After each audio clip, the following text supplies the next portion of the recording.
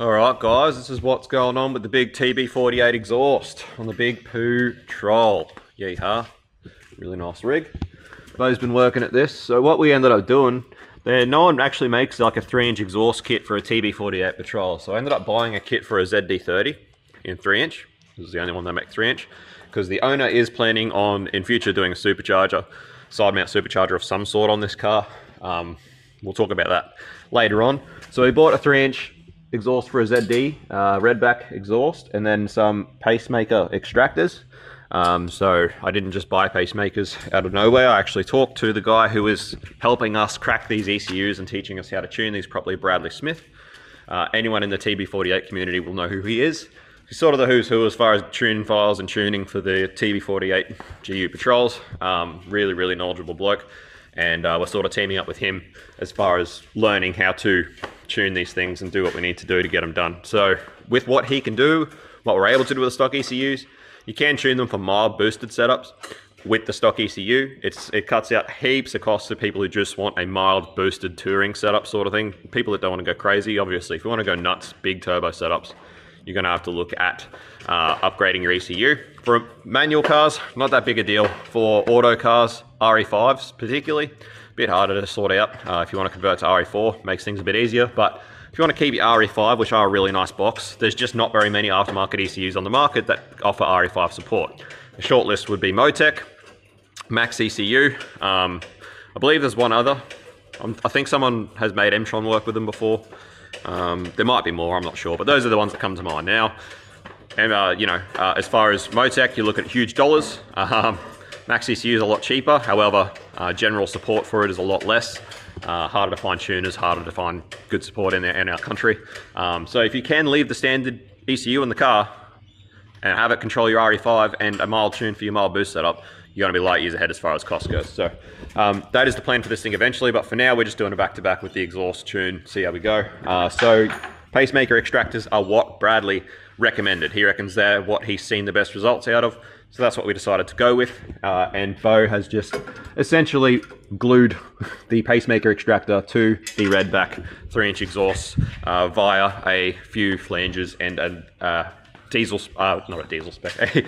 We got rid of the diesel cat and put a petrol spec high flow cat converter in there just to make it nice and legal and everything else. So it's all going back together. That's how we've done the exhaust. Excited to get this on the dyno and see what the back-to-backs are. So we're teaming up with Brad. He's going to help us sort of teach us, show us the ropes as far as cracking these ECUs and tuning these things go. Obviously, it's going to be a really, really big advantage for us once we can tune them because they are quite popular, and all the reasons I just stated. If you can tune the stock ECU, it's a good thing. Now, obviously, it's a lot easier for us to work with someone like Brad who's already very knowledgeable to learn the ropes and get a head start and learn how to do it. It's not the first time we've done that sort of thing. We did the same with the diesel stuff. We've had a few people that have helped us out immensely with the diesel stuff, namely Elite Diesel Performance.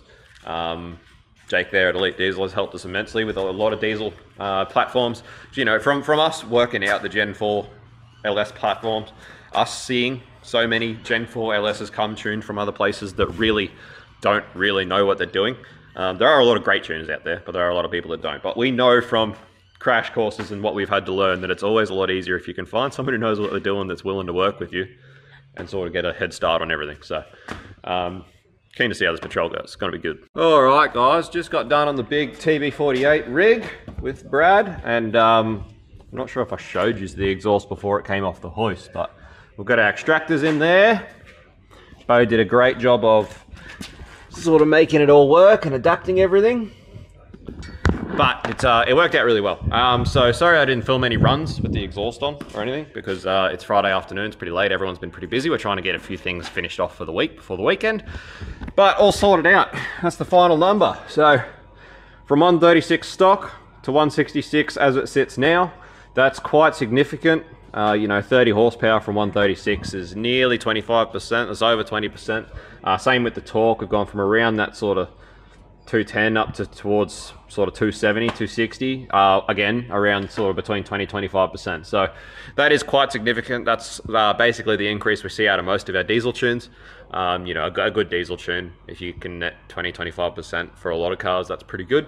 We're pretty happy with that. So to get that from an aspirated petrol car is quite cool and significant. Like that's a big difference. So for reference, with the exhaust without the tune, it picked up about 10 horsepower, and then the rest of it pretty much came from the tune. So about 10 horsepower just in the exhaust, and then the other 20 horsepower was in the tune itself. So anyway, at the end of the day, we're very happy, stoked with that, stoked to be able to offer TB48 tuning to people in Queensland via help from Brad. But he's the wizard, and like I already talked about, if he's already learned and figured out how to do it, much better off working with him to get these things sorted out than trying to figure out how to crack them ourselves and spend months. So complicated things, but anyway, it works. Proof's in the pudding. Happy days. For anyone wondering as well, this is on 315/70 R17s, so half decent tires. But yeah, anyway, that's a significant gain. Happy days. So thanks for watching, guys. As always, smash the like, smash subscribe. If you need your TB48 tuned, hit us up. Anyway, before I sign the video off, I'll at least start it so you can hear it at idle with the exhaust. That's what it sounds like. It's deceptive because the way it sounds at idle makes you think it would be really drony. But from being in the car and the dyno, so far no drone. Hopefully no drone when we road test it, but at the moment, it doesn't drone at all, which is, I was expecting it to drone after hearing it idle. But anyway, now you know what it sounds like. Thanks as always. Peace out, see you, bye.